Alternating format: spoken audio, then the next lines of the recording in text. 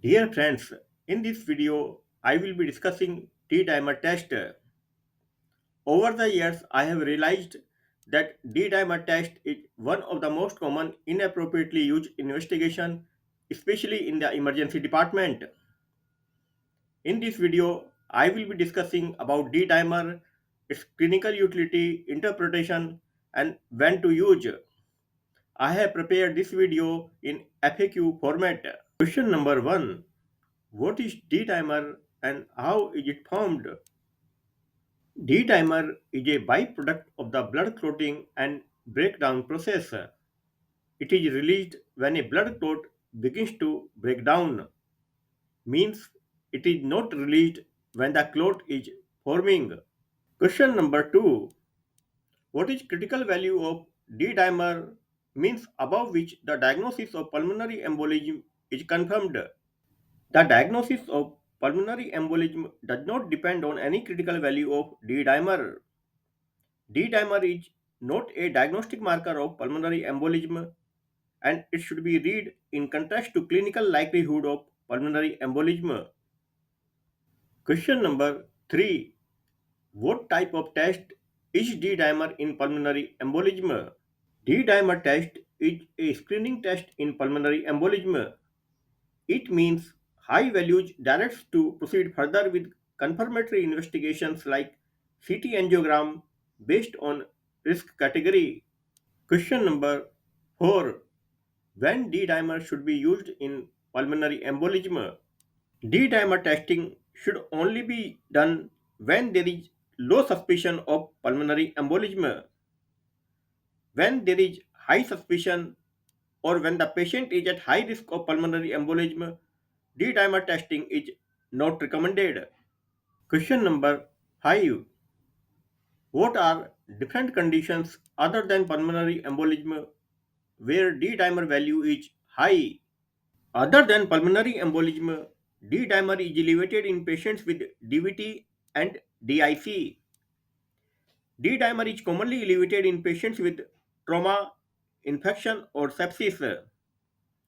D-dimer can also be elevated in pregnancy, patients with malignancy, and those who smoke. Other conditions include older patients, immobilized patients, patients with autoimmune disorders, or those who have had recent surgery may have an elevated D-dimer value. Question number 6. How to risk stratified different categories for pulmonary embolism? Risk stratification is done based on Wells criteria or Geneva or revised Geneva scoring. Based on these scoring or these criteria, patient can be risk stratified into low risk, moderate risk or high risk category for the pulmonary embolism.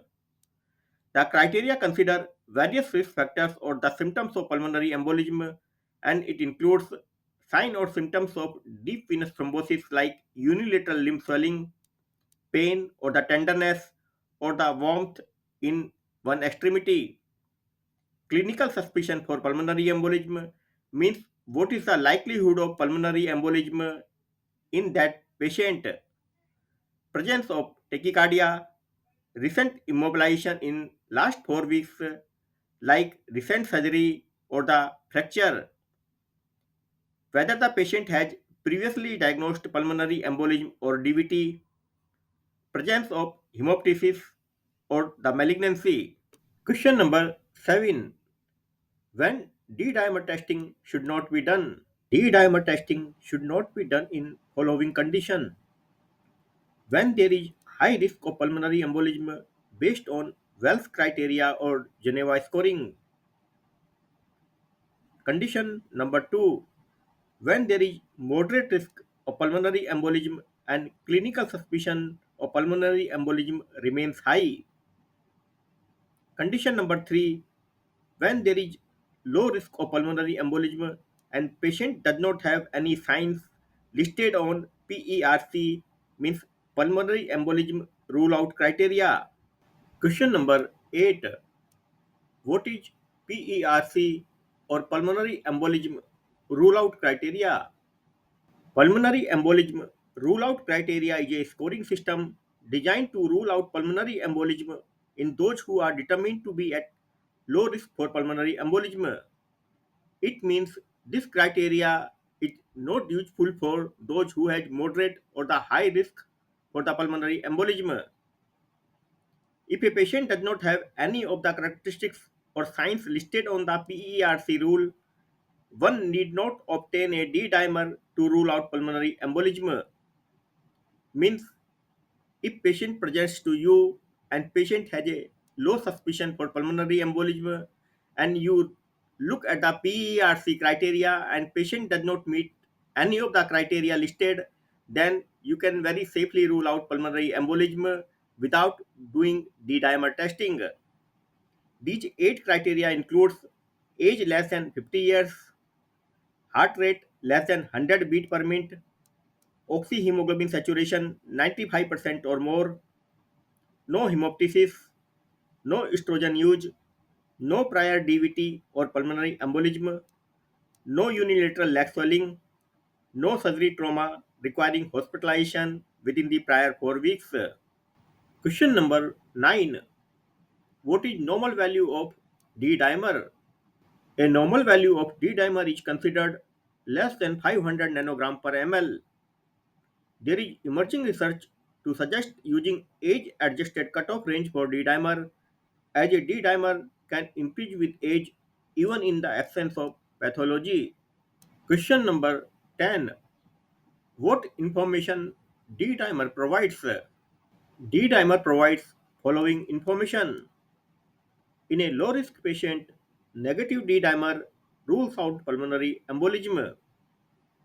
In intermediate risk patient, positive D-dimer means further confirmatory testing can be done.